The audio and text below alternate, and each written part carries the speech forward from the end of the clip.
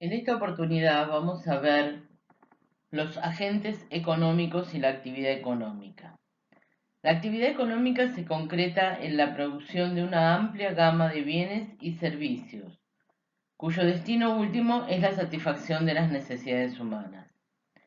Los hombres, mediante su capacidad de trabajo, son los organizadores y ejecutores de la producción. Y las actividades productivas en una sociedad se realizan a través de numerosas unidades de producción o empresas, cada una de las cuales emplea trabajo, capital y recursos naturales para producir bienes y servicios. Mediante las unidades de producción se hace posible el fenómeno de la división social del trabajo. Si tenemos que definir los agentes económicos, podemos decir que son los responsables de la actividad económica, que se basa en la producción de bienes y servicios para la satisfacción de las necesidades. En las sociedades modernas, casi la totalidad de los bienes y servicios, como ser el pan, los automóviles, los zapatos, etc., es producido y ofrecido por las empresas. En las sociedades primitivas, sin embargo, la producción la solían llevar a cabo personas individuales y de manera artesanal. Hoy en día las empresas son los responsables de la producción y son aquellos que son capaces de obtener ventajas sobre la producción en masa. Únicamente las empresas pueden reunir grandes cantidades de recursos financieros y físicos que se precisan para poder construir las empresas que en la actualidad se requieren. Tenemos tres tipos de agentes económicos, que son las familias, como ser la economía doméstica, los consumidores, las empresas, que sería el sector productor, y por último el sector público, ¿sí? Que sería el Estado. No debemos confundir agentes económicos con sectores económicos, ya que los sectores económicos se pueden clasificar en sector primario, como ser la agricultura, la pesca y la minería, sector secundario, como ser la industria y la construcción, y el sector terciario, como ser los servicios, comercio, transporte y publicidad y otros más. Si tenemos que definir a la empresa, decimos que la misma es la unidad de producción básica, que contrata trabajo y compra otros factores con el fin de producir y vender bienes y servicios. En la siguiente filmina vamos a ver cuáles son los tipos de empresa. Con respecto a los tipos de empresas según su naturaleza jurídica, tenemos las individuales, que pertenecen a un solo individuo y son dirigidas por él mismo, y las sociales, donde la propiedad no corresponde a un solo individuo. En ese caso, podemos tener sociedades colectivas, comanditarias, de responsabilidad limitada, sociedades anónimas, de capital e industria, cooperativas, y cada uno tendrá sus correspondientes características. En el caso de la sociedad anónima, la forma de organización empresarial más frecuente es justamente la sociedad anónima. En una sociedad anónima el capital está dividido en pequeñas partes iguales que son llamadas acciones, lo que facilita también la reunión de grandes capitales, porque cada socio accionista tiene una responsabilidad limitada, que es en concreto, porque solo responde por el capital aportado y no se responsabiliza de las deudas sociales de la empresa. Al limitarse esa responsabilidad de los propietarios, existe una menor protección legal para los acreedores, o sea, a quienes le deben, la sociedad le adeuda dinero.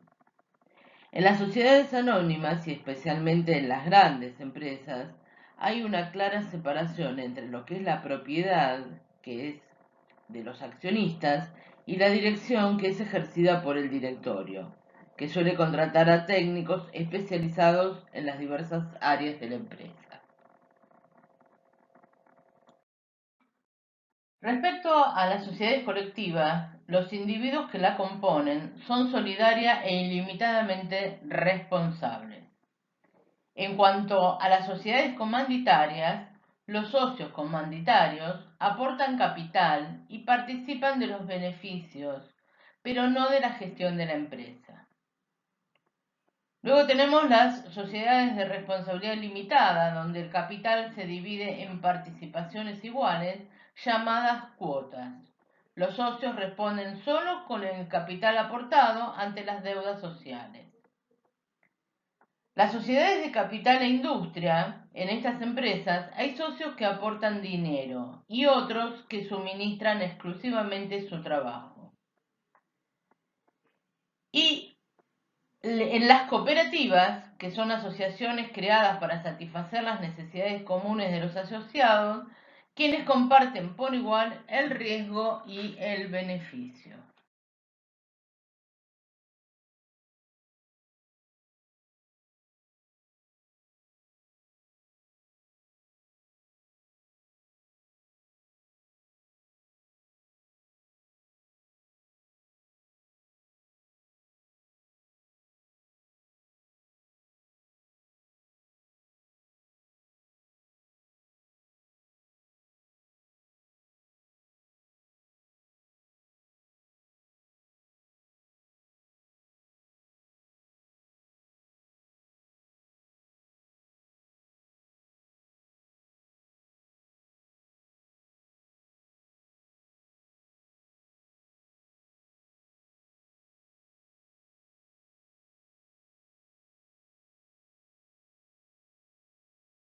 Respecto a la financiación de la empresa, se puede dar una autofinanciación, es decir, con recursos financieros generados por la propia empresa, o bien una financiación ajena, es decir, pidiendo préstamos, créditos, obligaciones, por ejemplo, para grandes sumas de dinero.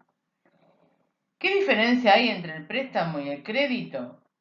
Bueno, en el caso del préstamo, la empresa recibe en forma inmediata el total de la financiación concedida y en algunos casos se le descuentan los intereses.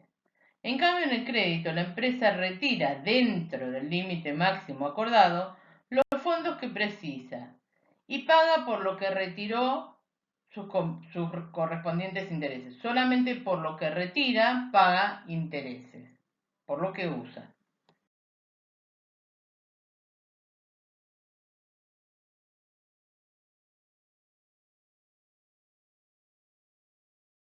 Anteriormente hablamos de los agentes económicos, dijimos que eran tres. Esos agentes económicos se pueden dividir en privados, que son las familias, y las empresas, y los públicos, que es el sector público. Respecto a las familias, el objetivo que persiguen es maximizar la utilidad. Cuando hablamos de utilidad en economía, decimos y nos referimos al grado máximo de satisfacción de una necesidad. Con respecto a las empresas, el objetivo que persiguen es maximizar el beneficio, es decir, ingresos por ventas menos costos. En esta diapositiva tenemos un circuito económico simple, donde tenemos a los consumidores, serían los hogares y las familias, y el sector productor, que serían las empresas. El sector consumidor le ofrece al sector productor la tierra, el capital y el trabajo, y a cambio el sector productor le paga por esa tierra una renta, por ese capital un interés y por ese trabajo un salario. Por supuesto que el consumidor lo que hace es demandar bienes y servicios. Las empresas le ofrecen esos bienes y servicios y los consumidores pagan por esos bienes y servicios.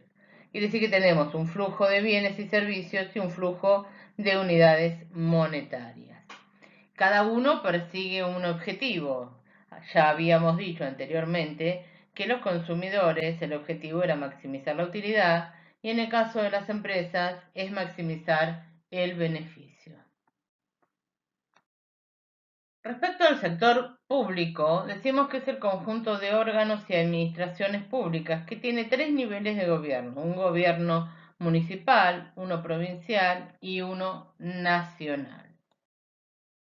Las funciones del sector público, que ya vamos a ver más adelante son establecer el marco legal para la economía de mercado, ofrecer y comprar bienes y servicios y realizar transferencias, establecer impuestos, tratar de estabilizar la economía, redistribuir la renta y procurar la eficiencia económica. No olvidemos el concepto de eficiencia, ¿sí? Seremos eficientes cuando utilicemos de la mejor manera posible los recursos de los cuales disponemos. Pero si además lo hacemos al menor costo posible, estaríamos siendo eficientes económicamente. Pasamos a definir el concepto de sistema económico. Existen diferencias desde el punto de vista de la economía global entre lo que es Argentina y Estados Unidos o Rusia, por ejemplo, ¿no? En cuanto a la forma de comprar y vender los bienes, en cuanto a los impuestos que se deben pagar, en cuanto a la maquinaria que se utiliza. Por ese motivo se define lo que es un sistema económico, que es el conjunto de relaciones básicas, técnicas e institucionales que caracterizan la organización económica de una sociedad. Es decir, que todo sistema económico va a tratar de dar respuesta a tres interrogantes, que es el qué, el cómo y el para quién.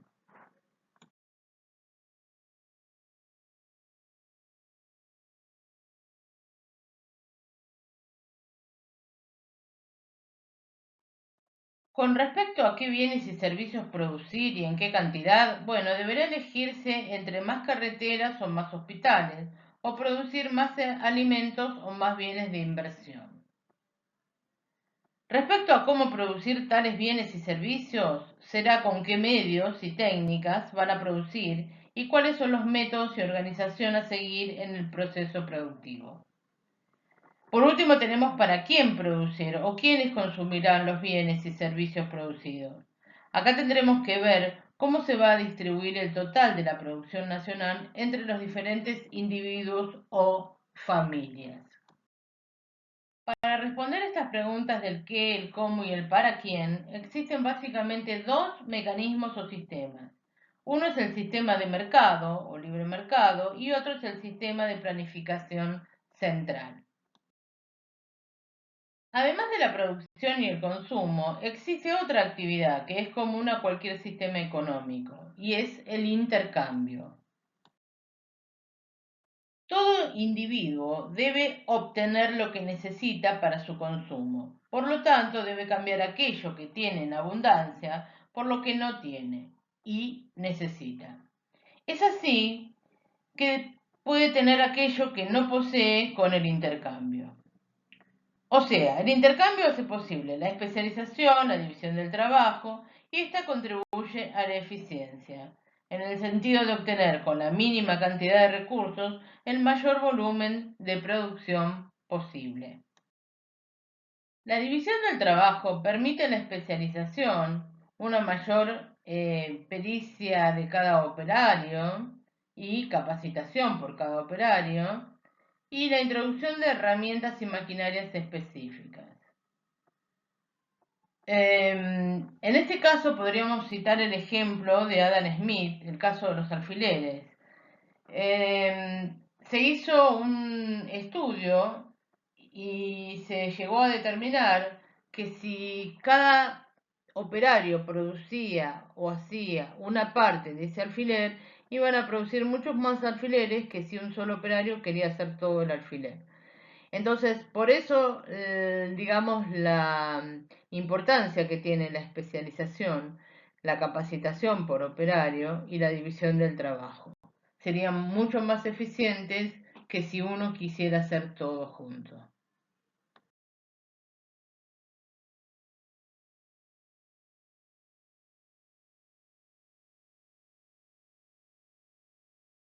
Primitivamente teníamos el trueque y eso implicaba una transacción en la que dos individuos intercambiaban entre sí un bien por otro. Es decir, se desprendían de los excedentes de un producto y adquirían los productos que necesitaban.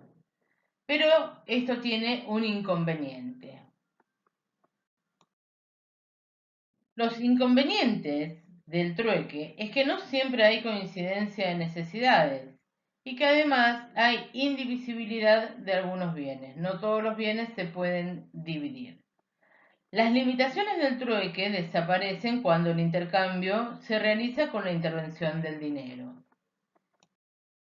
Para ello podemos definir al dinero diciendo que es todo medio de pago generalmente aceptado que puede intercambiarse por bienes y servicios y utilizarse para saldar deudas. Por último, en esta filmina vemos el intercambio con dinero que facilita y es más eficiente para el intercambio de bienes. Por ejemplo, un agricultor necesita vender trigo y comprar un arado, y el ganadero necesita vender carne y comprar trigo, mientras que el herrero necesita vender un arado y comprar carne.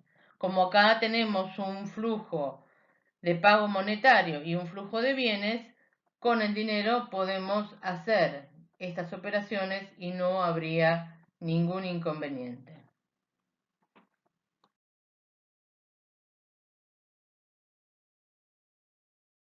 Gracias por participar y los invito a realizar las consultas y preguntas que necesiten.